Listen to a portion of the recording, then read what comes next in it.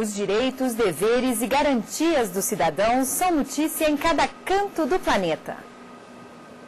A aplicação das leis em países de todo o mundo, as decisões mais importantes. É o que vamos acompanhar a partir de agora no programa Cortes Supremas, disponível também no site oficial do Supremo Tribunal Federal no YouTube, no endereço www.youtube.com/stf. E caso você tenha alguma sugestão, escreva para cortesupremas@stf.jus.br.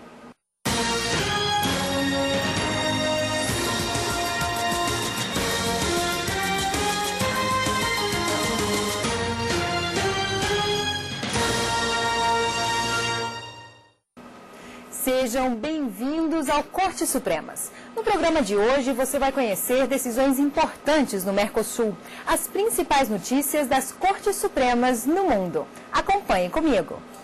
Na Bolívia, autoridades, juízes e magistrados discutem nova estrutura do Poder Judiciário.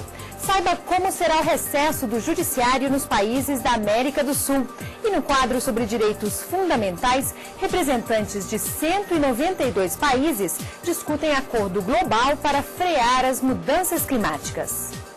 A partir da próxima semana, os poderes judiciários de diversos países da América do Sul interrompem suas atividades durante o recesso de fim de ano. Com a chegada das festas natalinas, o Poder Judiciário dos países da América do Sul entram em recesso. O período varia de acordo com a legislação de cada país. Na Bolívia, o Poder Judiciário não trabalha do dia 24 a 31 de dezembro. No Chile e no Equador, é feriado nos dias 25 e 31 de dezembro. Nos outros dias, o expediente é normal. Em países como Argentina, Brasil, Paraguai e Uruguai, as Cortes Supremas juntam o recesso do final de ano com as férias forenses. Mas o judiciário desses países não para. Todos funcionam em esquema de plantão. Na Argentina, o Poder Judiciário para entre 25 de dezembro e 6 de janeiro. A partir dessa data, os tribunais de segunda instância voltam às atividades, mas a Corte Suprema só retoma todos os trabalhos em 31 de janeiro. Todo ano, um ministro e um secretário são sorteados para julgar casos urgentes. No Brasil, as atividades do Poder Judiciário são interrompidas entre os dias 20 de dezembro e 6 de janeiro. No dia 7, os tribunais de primeira e segunda instância retomam as atividades. Já os magistrados dos tribunais superiores tiram férias coletivas a partir do dia 2 de janeiro e só voltam na primeira semana de fevereiro.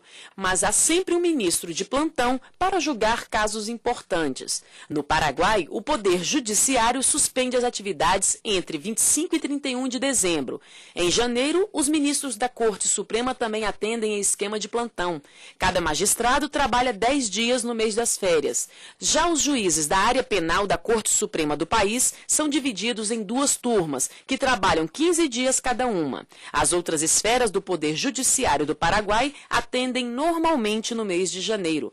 A regra é semelhante no Uruguai. Lá o recesso vai do dia 25 a 31 de dezembro. Em janeiro, durante as férias forenses, os ministros da Corte Suprema se dividem para trabalhar 10 dias no mês. Já nos tribunais de segunda instância, os magistrados atendem em esquema de plantão quinzenal. O objetivo das férias judiciais nesses países é garantir que durante os outros meses do ano, as audiências contem com a presença de todos os magistrados. Temas sérios tratados por crianças e adolescentes. Foi assim que a Rádio Justiça comemorou o Dia Internacional da Criança na mídia. A grade de programação do dia, conduzida pelos pequenos, rendeu à Rádio Justiça o troféu mundial do Fundo das Nações Unidas para a Infância, o UNICEF. Na grade de 24 horas de programação, entrevistas com promotores, juízes e ministros do Supremo Tribunal Federal. Assuntos de gente grande tratados por crianças e adolescentes. Tudo produzido e apresentado nada menos que por eles. A maneira criativa de tratar temas sérios como preconceito, discriminação e intolerância religiosa chamou a atenção do júri. E o esforço dos alunos da Rede Pública de Ensino de Brasília rendeu à Rádio Justiça o troféu mundial do Fundo das Nações Unidas para a Infância, o UNICEF, sendo a primeira emissora brasileira a ganhar o prêmio.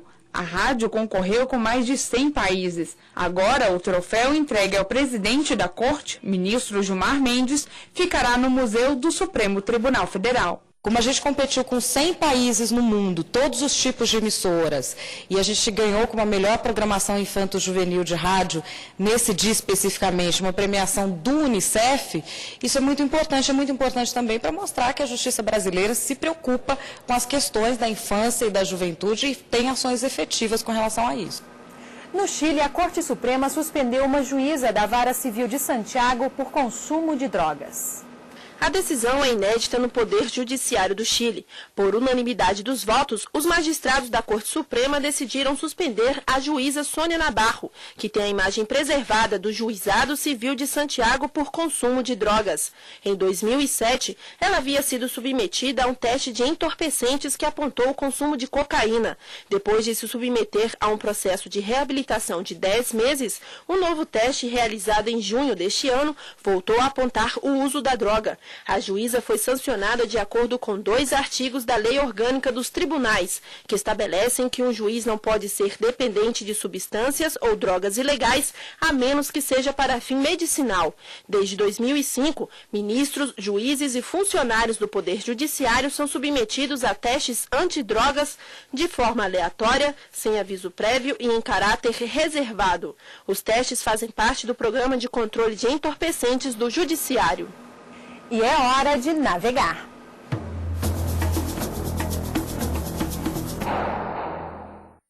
O Tribunal Federal da Suíça autorizou a patinadora alemã Cláudia Petzten, pentacampeã olímpica de patinação de velocidade, a disputar o Mundial de Salt Lake City, nos Estados Unidos.